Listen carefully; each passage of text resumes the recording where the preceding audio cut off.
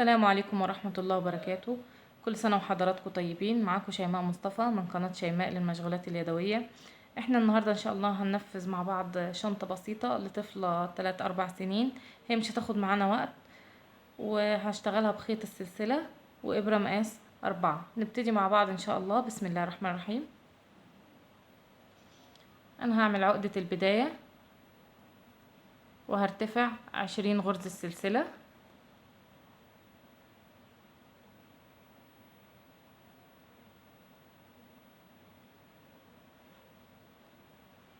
انا خلصت كده بنات السلاسل. هدخل فوق كل غرزة سلسلة هعمل غرزة حشو،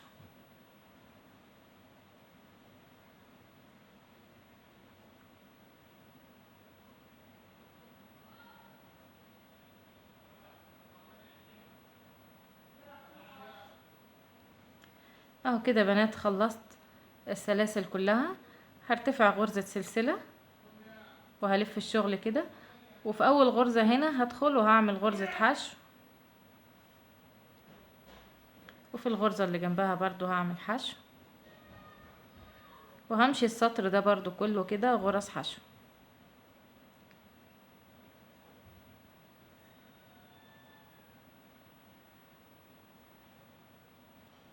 ادي كده بنات اخر غرزة في السطر. هدخل كده وهرتفع غرزة السلسلة برضو وهلف الشغل كده، وفي اول غرزة هنا انا بدخل واعمل غرزة سلسلة غرزة حشو، وهكمل بنفس الطريقة سطرين تاني. يعني ده السطر الثالث، وهكمل تاني سطر رابع وهرجع لكم تاني. كده انا خلصت يا بنات اهو الاربع سطور. ادي شكل القاعدة معايا. انا مش عايزاها كبيرة لان انا عايزاها لبنوتة صغيرة. بنفس الطريقة هلف كده حوالين القاعدة اللي انا عملتها دي كده بغرز الحشو،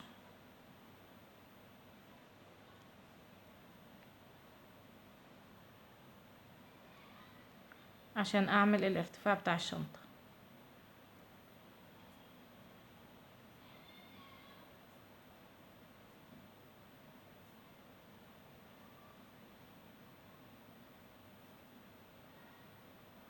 اهو بنفس الطريقة كده زي ما انتوا شايفين. هكمل السطر كده لحد هنا، وهوريكم هنكمل الشنطة ازاي. ادي يا بنات شكل القاعدة معايا من غير اي تعقيدات، وبسيطة جدا وما خدتش وقت. هبتدي اكمل ازاي. هاجي ادخل هنا كده في اول غرزة واسحب الخيط كده، عملت منزلقة. هبتدي بقى اشتغل. انا مش هشتغل في الغرزتين دول اللي هو حرف الفي ده. هاجي في الظهر كده في عقدة هنا هشتغل فيها كده، هدخل فيها الابرة وهسحب الخيط واعمل غرزة حشو، وفي الغرزة اللي جنبها ماليش دعوة بالسلاسل دي اللي هي القفلة بتاعت غرزة الحشو، لا في الظهر كده في العقدة اللي في الظهر دي هدخل. هي بس عشان اول سطر صعبة شوية. هدخل الخيط واسحب واعمل غرزة الحشو بتاعتي.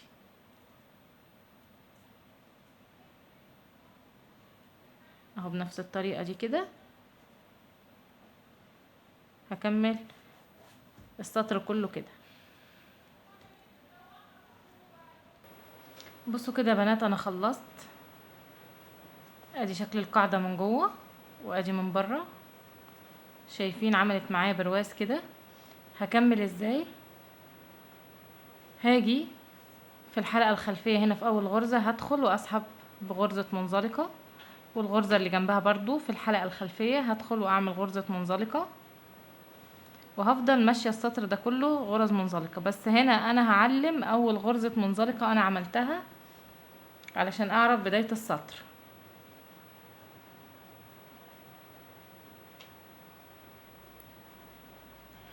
وهكمل السطر ده كله غرز منزلقة في الحلقة الخلفية.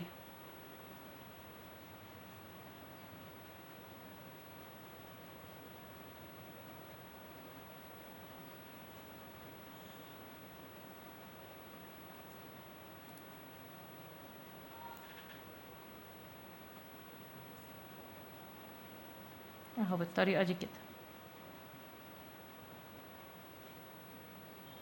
اهو كده يا بنات خلصت، وصلت للمارك هشيله.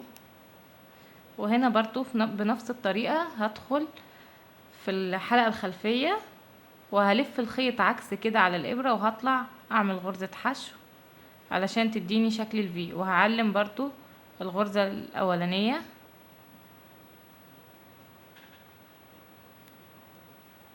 وفي الغرزة اللي جنبها برضو في الحلقة الخلفية هدخل وهلف الخيط على الابرة عكس، وهعمل غرزة حشو.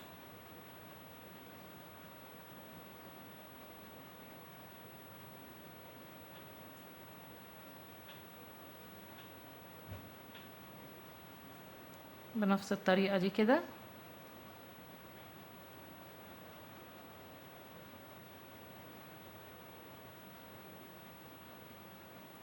علشان تديني شكل الفي.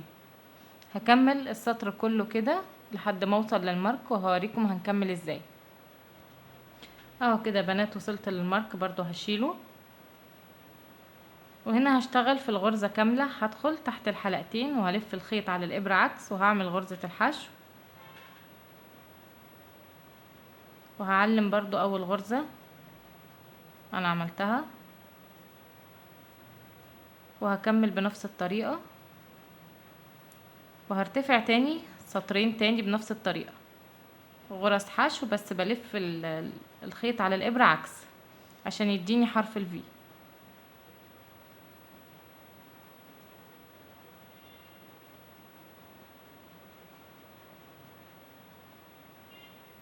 او زي ما انتوا شايفين كده. كده انا خلصت يا بنات. هشيل المارك وهدخل في اول غرزة اعمل فيها غرزة منزلقة، وفي الغرزة اللي جنبها هدخل واعمل غرزة منزلقة، وهفضل ماشية السطر ده غرز منزلقة. وطبعا هعلم اول غرزة.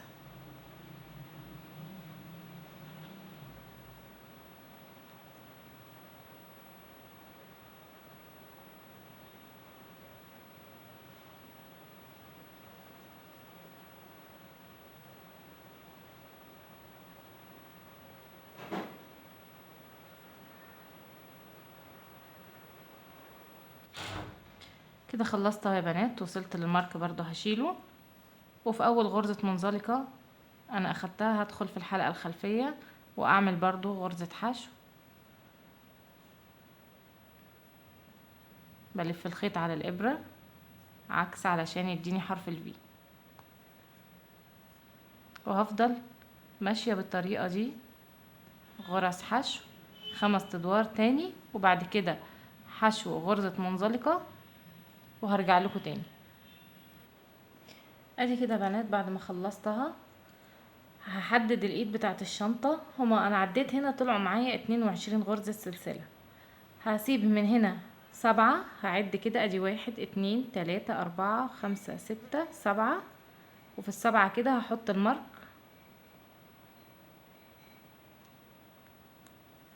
ومن الناحية التانية برضو هعد كده 1 2 3 4 5 6، وفي ال7 هحط المارك.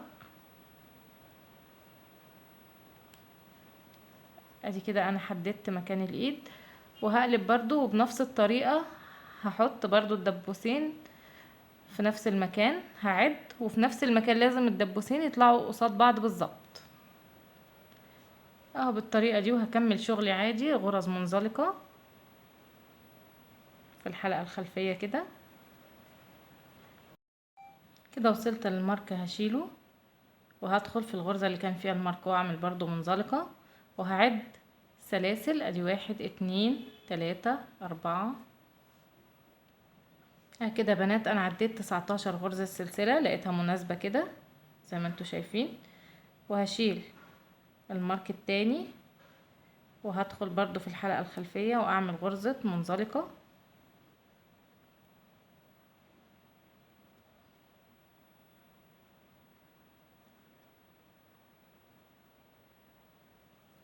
وهكمل برضو غرز منزلقة لحد ما اوصل للمارك التاني.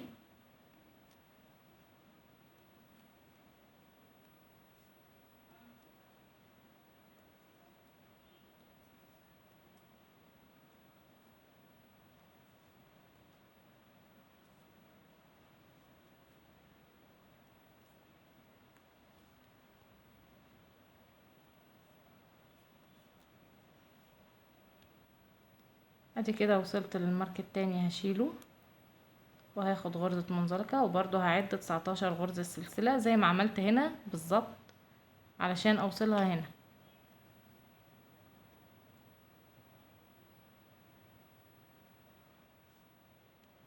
اهو كده بنات، وهشيل المارك وهدخل اعمل غرزة منزلقة،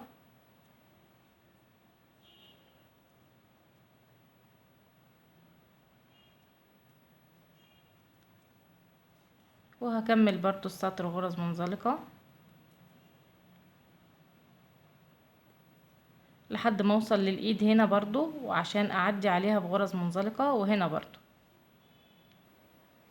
اهو كده يا بنات وصلت للايد بتاعت الشنطة. وفوق كل غرزة هدخل كده واعمل غرزة منزلقة.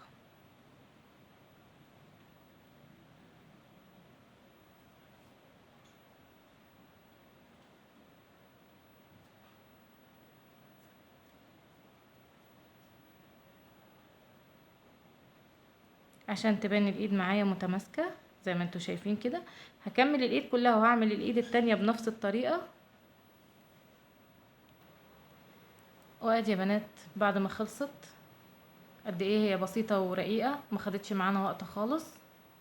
اتمنى يعجبكم شغلي، واتمنى لو عجبكم شغلي تشتركوا في القناة وتفعلوا زر الجرس علشان يوصل لكم مني كل جديد. السلام عليكم ورحمة الله وبركاته.